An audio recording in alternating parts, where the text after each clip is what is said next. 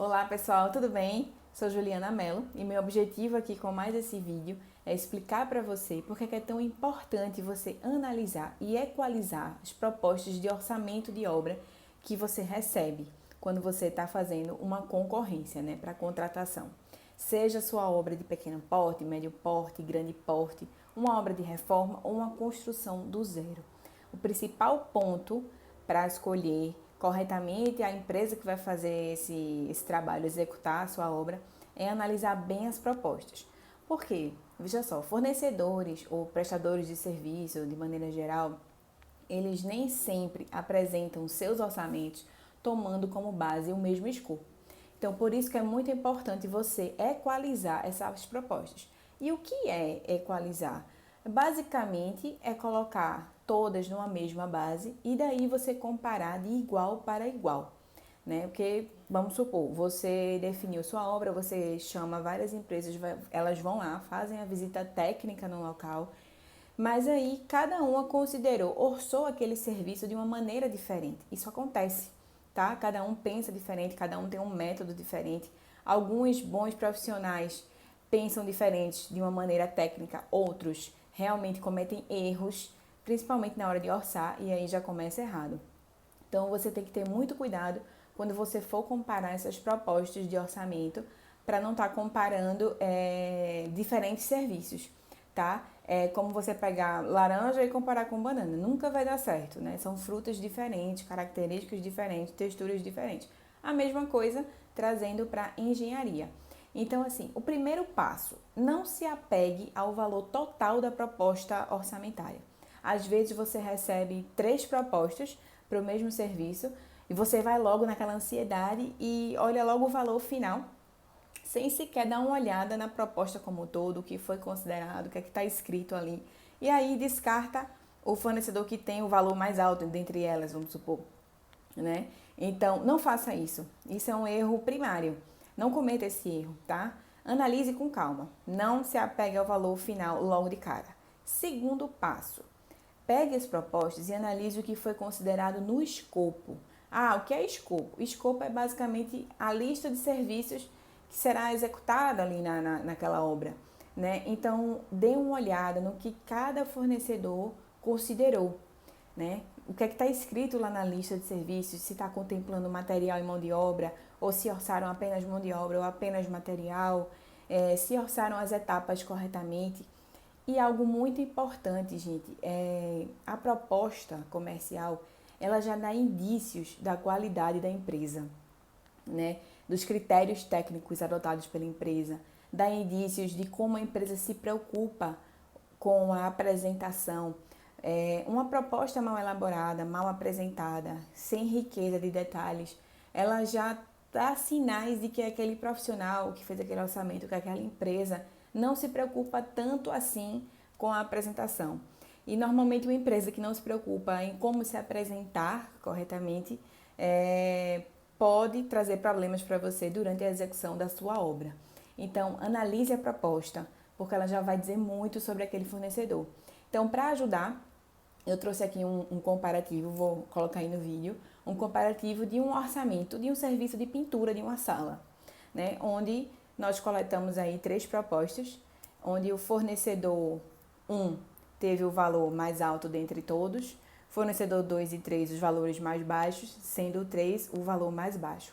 Então, o que é que envolve aí esse serviço de pintura? Quais são os itens do escopo? Primeiro, raspagem da pintura existente, tá?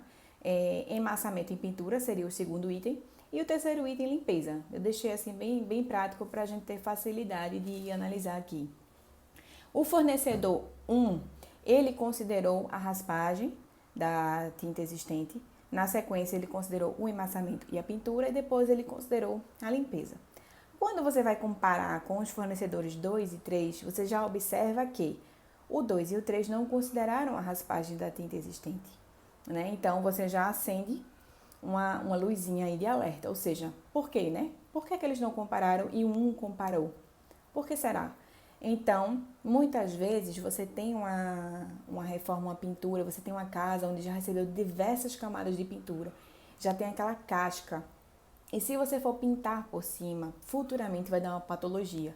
vai começar a apresentar bolhas, defeitos na pintura. Então, muitas vezes não é possível aproveitar a parede daquela forma e você tem que arrancar a pintura para poder colocar uma nova, tá? E isso tem que ser considerado em orçamento. Isso já é um sinal de um critério técnico utilizado, né? Preocupação com a qualidade do serviço que vai ser prestado, garantia do serviço. Então, o fornecedor 1 já deu esse indício, enquanto o 2 e o 3 não. Indo para o ponto de emassamento e pintura, o fornecedor 1 teve o valor mais alto, o 2 e o 3 valores mais baixos, sendo o 3 o valor mais baixo de todos. Então, isso acende outra luzinha aí de dúvida. Qual foi a tinta considerada pelo 1 e pelo 3? Será que o 3 considerou emassamento mesmo de toda a parede? E o 1, quanto considerou de emassamento? Né? Será que eles consideraram selador 2 vezes na pintura? Quando você lixa, depois que lixa e depois que pinta, antes de pintar, quantas demãos de selador foram consideradas aí? Então, você tem que acender já, levantar esse questionamento, porque muitas empresas não consideram o emassamento da parede completa. Algumas consideram apenas 50% da área, 30% da área e depois vão cobrar de você como um aditivo. Elas não preveem isso antes de executar o serviço, tá? Aí depois vão cobrar de você como aditivo. Outras empresas podem ter considerado pintura do tipo PVA, enquanto o fornecedor mais caro considerou uma tinta acrílica mais durável, uma tinta lavável. A questão do selador, também que é importante você selar a parede antes de pintar, né? Então, tem esses critérios que você precisa analisar. E aí você vai fazer um monte de perguntas, uma bateria de perguntas para esses fornecedores. Por que você considerou isso aqui? Você considerou emassamento e pintura? Você considerou emassamento da parede toda? Você considerou o selador? E a questão da limpeza. Alguns cobram mais baratos, outros mais caros. Então, aí, resumindo esse assunto, se você pegar o valor final do fornecedor 1, comparar com o 3, por exemplo, você vai ver que o 1 é bem mais caro. Mas o 1 teve outros critérios técnicos. O 3, um critério completamente diferente. Teve, inclusive, um item do escopo que ele não considerou. Então, isso, gente, com isso eu quero trazer para você a importância de você não se assustar com algumas coisas, alguns valores, logo de cara, sem analisar, sem ir a fundo, sem entender o que foi considerado. Pois muitas vezes você pode estar ali dispensando um profissional de qualidade, uma empresa qualificada, alguém que vai te dar garantia do serviço, um serviço bom, que você não vai precisar gastar depois com retrabalho. Você dispensa aquele fornecedor simplesmente porque você acha que é caro e não vê o valor agregado ali naquele orçamento. Então, fica aí essa dica aí para vocês, né? Passem a analisar com mais critérios propostas comerciais, passem a questionar os fornecedores sobre o que foi considerado, exijam uma boa apresentação, riqueza de detalhes, porque aí você consegue garantir que a execução da sua obra vai ser de qualidade, sem aquele velho problema do barato que sai caro. Obrigada pela atenção.